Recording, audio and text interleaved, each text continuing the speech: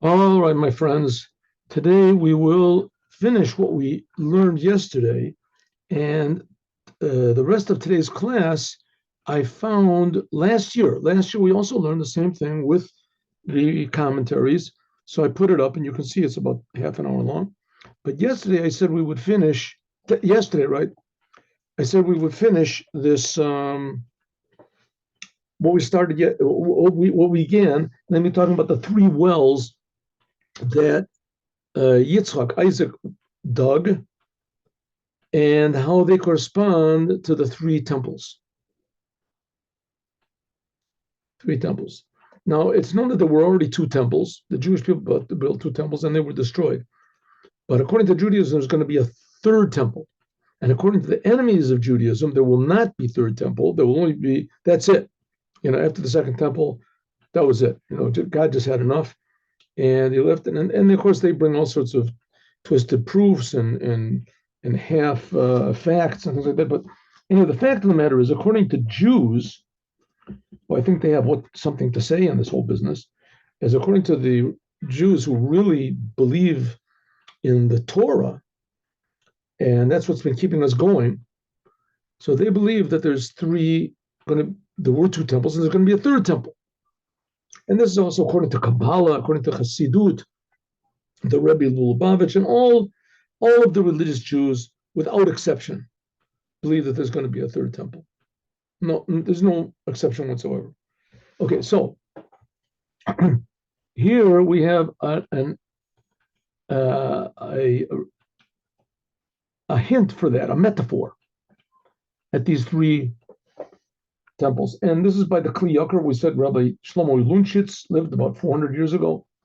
It was in the time of Maharalmi Prague, which, by the way, the Maharalmi Prague was able to create a human being, but he couldn't speak, which that wasn't the first time it was done. It was done also in the Talmud by, it says by Rabbah. He created a human being. Also, they couldn't speak. So let's look briefly. We looked yesterday, we looked yesterday about these three wells that Yitzchak, Isaac, dug. The first one was called Sitna. The second was called Asik, right? And the third one was called Rehoboth. Here we go. Let's look.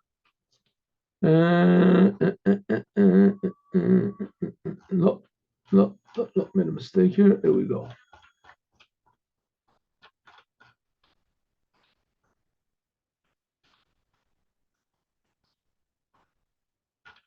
What did I say? I'm sorry. I think I said the order of these wrong. The first one was called. Here, let's have a look. Here we go.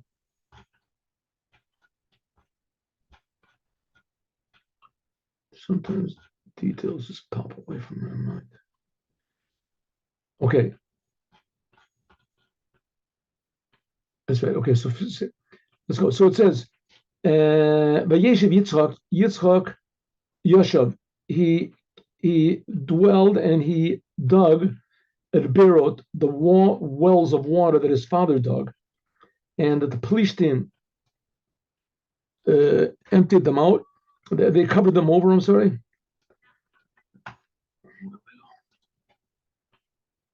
After Abraham died. So he opened it up and he gave them the same names. Okay, now he's going to dig his own wells. Yitzchak Banachal, his servants dug into the riverbed, and they found there a well of living water. And here we're going to have this big explanation of the Kli Ykar about these three wells. But first of all, let's learn about the three wells. Okay, Vayarivu Ror Gerar, and the shepherds of Gerar, and that was Avimelech was from Gerar, right? So he was like the king of the whole area. And Yitzchak just had a few servants that he was with. So he was outnumbered, who knows, 1,000 to 1. So when the servants of Avimelech fought over these wells, this well that he brought, so they said, Lanu Amayim, the water belongs to us, Vayikra Shema Ber Asik. So they called the first well by the name of Esek Ki It Askuimo, because they say they dealt with him unfairly. Rashi says Nit Askuimo, like they were stubborn about it. They made a litigation. They were arguing with him. Okay, that's the first one. The first one is called Esek. Esek means like strife, arguing. Who made the strife? The shepherds. The shepherds of Gerar with the shepherds of Yitzchak. So it was a war between shepherds. Okay, next. So Yitzchak moved to another place and he dug another well. V'yerivu Gamalel, and the servants, the soldiers, whatever, of Avimelech from Gerar, they warred against this one also. V'yikra Shema Sitna. That was called Sitna. Sitna means like also from the word Satan. The devil is called the Satan. Satan. It's the same thing. They made trouble, but this was more like direct conflict. So they didn't want to fight. So they realized he was outnumbered. Vayitasek misham, vayitatek misham. So Yitzchak removed himself from there. Vayachfor beracher, he dug another well. Below Ravola, and on this one there was no contention. Vayikra Shema Rechovot, and they called one the third Rechovot. Rechovot means to be wide. Vayomer ki ata hirchiv Hashem lanu, God has widened us. Ufarinu ba'oretz, and we will be how do you say, will spread out, we will increase in the land. He says, if you look, B'frinu B'oretz, where is the Aramaic? Here's the Aramaic. It says, here he says, Peshidnana.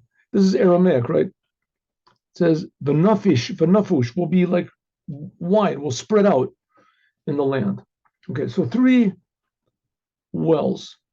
And they correspond to the 3 temples. The first one, there was strife, and the third one, it says we were wide. Okay, so it's not that difficult to figure out why. I mean, the first 2 temples were destroyed, and the third temple says will be by Moshiach. It'll be a wholly different business. So let's see what the Kli Ykar says. And they found, and they dug over there a well of living water. The Ramban, Rabbi Moses ben Nachman, he writes in his book, which is called Toldot Yitzchak, V'kein, and another book which is called Menorah. There's another book which is called Menorat HaMeor. There he brings all different stories from the Torah and different ideas from the Talmud and different various personality advice. And how to control yourself, things like that. It brings out these wonderful stories. A book, Menorah Tamor. It says, everything that happened to Abraham, Isaac, and Jacob was a sign for us, the Banim, the offspring. Okay, and therefore, Matzu Makom, we can find the place over Lidrosh, calling in Be'eros. Therefore, we can obviously learn out something from these wells. If everything that they did is a sign for us, so we can learn out from them Al Gimel, Batem, Miktashim, on the 3 holy temples, that they were also called wells of living water. Just like they made a war on the first 2 wells, and the third one was called Rehovot. It was wide. Kach also in the holy temple, the first one and the second, the nations of the world made a war against the Jews. The first one was destroyed by the Babylonians, and the second by the Romans until they became destroyed. But the third one, which will be built soon, quickly, will be called Rehovot. It'll be wide. And let's extrapolate. Is that the word? Let's expound. How did I get extrapolate from expound? And let's expound a little bit more. Now I want to add on, this is what the Ramban said, and also the book Menorah Tamor, but I want to add on my own. To increase, to increase explanation. And I hope that people agree with what I say. and also and also to expound in a way that it just explains what the Ramban said, that these three wells correspond to the three temples. Okay, and therefore, I will expound in all these details and in a way that I hope will be fit with what actually happened to us, and what will be in the future. It's known what the rabbis say, Shababayat Rishon, that in the first temple, let's see, maybe I can make this a little bit bigger here. That would, here, I'll do like this one second. It's a little bit small. Can I do it? No, it doesn't work. Okay. Oh, here we go. There we go.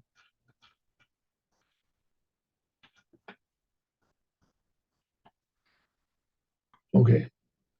So it's known,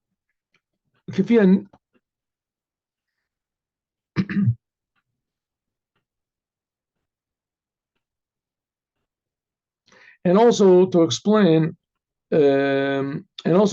what does it say in the end by the third well. It says now Hirchiv Hashem lanu ufarina b'oretz, that now we will be expanding in the land. What does that mean? Because it seems that Parina b'oretz, this is not a reason to call it Rehovot, to make it wide, to make it was a well, to make the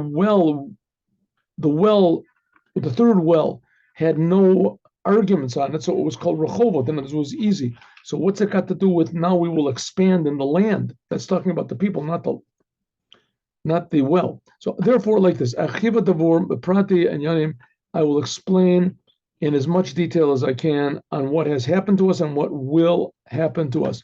In the first temple, Hayamatza, there was Meriba and Hitzinas Chinam. In the first temple, we find that there was a big argument and a lot of hatred, but the hatred wasn't so much between the people, it was between the leaders. Bein Nasi'ei Israel, the leaders, that they are called Roim. Remember, they're called shepherds. Like it says, Roim, I will put over them, God said, I will put over the Jewish people shepherds. But the reason that the first temple was destroyed because of the Meriba Shayasab being Malchi Israel, because of the wars that were between the kings of Israel and the kings of Judah. You know the story, after King Solomon died, as his son was called Rehoboam, and he was not a popular king. And the people were really up in arms, and to prevent a total war, so God sent a prophet called Achi Ashiloni, and he wanted this great man who ended up being a big sinner, and his name was Yerovam ben Nevat. And Yerovam ben Nevat, in the beginning, before he became bad, so he was ordered to make another kingdom. And that kingdom was the 10 tribes that agreed with him, and they were called Malkei Yisrael. And that was called Yisrael, and the kings that ruled over it, it was like for the next 250 years. It was destroyed about 150 years before the first temple was destroyed. But nevertheless, all that time, there was all these conflict going on between the kings of Israel and the kings of Judah. But in Babayit Sheni, in the second temple, Hayatam Midat Tatsina, there was another type of hatred. This was hatred between the people, not just the leaders. Ki pasha hanega b'kulam, everyone felt it until ein marpeh, until there was no way to cure it. It was just a natural thing to find bad things in everybody else, and everybody hated everyone else. Al came, therefore, because it says in the first river of Ayarivu Roe, it says in the first well, it says that the shepherds made a war over it. This hints at that in the future that there will be that was in the time of Yitzchak, right? So in the time of Yitzchak, it says the shepherds' war. This is to show that in the first temple, there's also going to be the shepherds of Yisrael will make a war against the shepherds of the leaders, in other words, of Yehuda. The lower two tribes are called Yehuda. Agav Gorora, and by the way, Ravogam, also the people, Roya, Umos, Israel, because of that the Jews were warring one with the other, so therefore the nations made a war against Israel. I came, therefore, Kar Hashem Be'er, Asek, it was called Asek, Kitasku Imo. Ki Yesh Hevda, there's a big difference between Shnayim and Mitkotatim, if two people make an argument on something between them, and if two people are making an argument for no reason whatsoever, like we do nowadays. Nowadays, people they argue over $10 over who knows what. Right? So you drove over my lawn.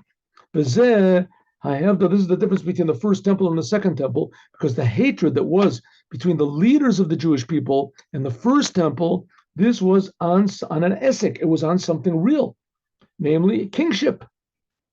Because the kingship was divided. And the nature is noting she'ein malchus nogad b'zechevroto, and neither king could stand that there was another king. Therefore, each one thought that the other one is coming into my territory. Therefore, there was an argument, and it was a sort of a justified argument, even though there was a justification, but the argument itself got out of hand. In the first temple. The second temple, there was also argument, but that was even worse. It was for no reason. People hated each other just for no reason whatsoever. Jealousy, you couldn't stand to see another person was successful. You couldn't stand to see that another person had anything that you didn't have. Kiafilu, hapachutim, even the lowest people, they used to hate each other for no reason. You can understand if you were worrying about a kingdom. He wants to take away my kingdom. But here, what does he want to take away from me? My parking space or something. Ki al kain, therefore, nikros a sinascham, sinatchem. That's why it's called hatred for no reason.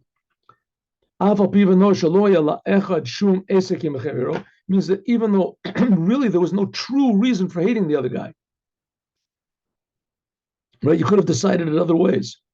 But royally, just because everybody had selfish and a bad heart.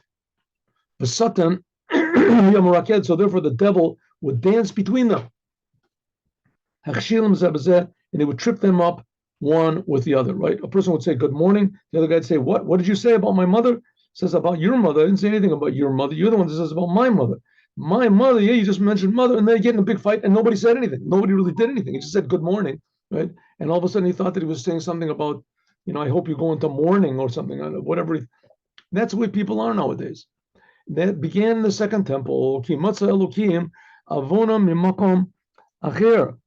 Therefore, they would find their sin from another place. Therefore, hisitam says the fact is that people really did do bad things, but God just would bring it out in the argument between each one of them for absolutely no reason. Therefore, they dug another well, and they warred against that. They made a war, and it was called Sitna. Why Sitna? Because it was a war. It doesn't mention anything that the shepherds made a war. This hints that the war and the contention that was in the second temple, that wasn't because of the leaders or anything. It was for no reason. It was Sitna. It was just pure hatred. There was no real, true, justifiable reason for their argument. It was only because the devil was dancing between them. Therefore, they gored one another, and each person tripped over the other person. In the third well, it says there was no war over it. The third temple will be built by means of the Moshiach. Like it says, it's a sentence in Isaiah. Right before all of that, also it says that the Moshiach is going to be Sarah Shalom, is going to be the Prince of Peace. There's going to be peace. Moshiach is going to make peace in the whole world. Well, the Shalom indicates there'll be peace without any end. Because only truth, peace and truth will be in the days of the Moshiach. Now, why will there be peace in the days of the Moshiach? It'll be something like, you understand, there was the Noah's Ark. So in Noah's Ark, it said he stuffed all these animals into one floor. And Noah, there was 3 floors. One floor was for him and his family, top floor. The middle floor was for the animals, and the third one was for all the waste and the excrement that came from the animals, because he had to feed them. So it says that all these animals, they all got along together. They all stayed in their stalls and everything. Even those animals, they wander around, these panthers and lions and snakes and all sorts of other weird things. that they all slither around and jump around and hop over and all jumping and killing each other, but they didn't. They all stayed. This is why, because there was a revelation of godliness there, and all the animals felt their creator. They felt just lucky to be created every moment, and they felt satisfied to be created. And so there was peace. The same thing with humans. When humans think about the fact that it's a big miracle that they're being created, and they don't think even for 1 second that they are God, or that they are the king, like we had in the first temple. The kings warred with each other. The second temple, every person thought he was a king, for no reason whatsoever. He didn't rule over anything, couldn't even rule over himself. But nevertheless, he said, maybe I don't deserve it, but for sure, that other guy, he doesn't deserve it. If I don't deserve to be a king, for sure he's not. So they made a war for absolutely no reason. The third temple would be revealed godliness. It says the world will be filled with a feeling of godliness, like the water covers the ocean. So everyone will feel gratitude and the connection to the creator. People won't be thinking so much about somebody taking away what I have, because really I don't really have everything, and everything I have is given to me by God. It's a gift. So no one's going to even want to take anything from anybody else. Everyone will feel okay. And therefore the third temple is called Rechovot. Then God will widen out everything. Amariva Metsuya, when there is an argument, then Oshtei Avrim Nitzim, two, like it says, Jews fighting with one another, like Moses saw the two Jews fighting. It was not of a view. And the Datam Aviram, sorry, no. So Av Yosem Be'ir, even though they're a big, huge city, like Antochia, wherever it is, New York, something. If two people hate each other, then they can live together in Texas. Texas isn't big enough for them to live. They hate each other so much. Even a place that's very, very wide, it's very narrow for them, and they can't bear to see one the other. Kasher avonenu orayom, like we can see nowadays, we can see very, very common. The Jews are very contentious people, and they, everybody has their own personality, and everybody can find a million things wrong with the other guy and a million things right with himself, make up a million excuses for himself, and find a million, blemishes in the other person. So in the opposite, but it's exactly the opposite. When there is peace on the Jewish people, then even though even though that there's many of them, it says when Moshiach comes, there'll be millions of Jews living in Israel. And the Lubavitcher Rebbe once said that there could be more Jews living in Russia than all the world put together, but they just don't know that they're Jews. So there'll be, like, how many Jews are there in the world now? It's 20 million. So and then there'll be 40 million Jews, and they'll all be living in Israel. And the place will be packed. Mikol Makom, nevertheless, everybody will feel wide. And it won't be any trouble. Like it says in the Gemara in Sanhedrin, it says, if when our love was strong, apute de safra havi shechiva, on a bed that's on the edge of a sword, we could lay down. Husband and a wife. If there's love between us, then a bed that was just as wide as the blade of a sword, that was enough for us. Hashta, but now the lo sagi rachimusa, but now that we don't have any love, is puria bashisim garmi. If you have a bed that's 60 yards long, lo sagilan, it's not enough for us. Can't get far enough away. Okay, and therefore, Ne'amar, it says, Ki yarchiv Hashem lano, therefore it says that God will widen for us, even though sheparina ba'oretz, that we widened out the land, v'yiyu adarim. Aleo Rabin, there's a lot of people on it, nevertheless, eretz lifneim rachavas yadayim. Doesn't make any difference. Everybody has 1 square foot around them. It's wide enough. It says in the temple, the previous Rebbe brings this, but it says in the temple that when there was a big miracle there in the temple. It says in Pirkei Avos, there was a big miracle in the temple that all the Jews would go on Yom Kippur, and the place where everybody was standing was packed. People were packed, and when there was a few times when they would prostrate themselves on the ground, when they would hear the high priest would come out and mention God's name, So they would lay down on the ground. How could they possibly lay on the ground? There was no place to even stand up. So when they would all lay down on the ground, then there was room around each person. Each person had 4 amas around him. There was an empty space around everybody. There was enough room. So it says, why? It says, because when they were mishtachavim, if they were surrendering themselves, then it says ravachim, then it was wide. But of their own dim, if they're standing, every person has his own place and they're standing firm, right? It says then, safufim, there's no room between them. The previous Rebbe brings, you couldn't put even a needle between 2 people. They were so, right? They were so next to each other, they couldn't. Why? Because they're all standing. Everyone was standing firm. Nobody wanted to move for the other person. So therefore, they were all, how do you say, stuffed together. There was stuff. There was no room. But when they were bowing down and they were all surrendering themselves to the Creator, then Ravachim, then there's room around them. And the previous Rebbe brings also, where was this that this happened, that they were all standing up and they were all egotists, so there was no room? It was in the Holy Temple. They were in the Holy Temple, but nevertheless, when they were standing, there was no room between them. Pretty deep, I think. So that's what he's saying over here. Same thing. That's why the third temple will be called Rechovot, because everyone will be aware of the Creator of the universe. Everybody will be grateful what they have. There'll be peace and love between everyone, because people won't be thinking about the bad of the other guy. They'll just be thinking about the good of the Creator. Therefore, no matter how many people live in Israel, it'll be wide enough. And this, we find also in the second temple, that because of the arguments, it says the Jewish people went out en masse. Became Rabim, Oretz, Mir'eh Yoshvei Bo. There was a lot of like grazing land, and the people went out wholesale. Therefore, when there's peace, therefore you won't have to go out at all from the land. You'll find that there'll be enough land for everybody, enough land for the sheep, and enough land for everybody.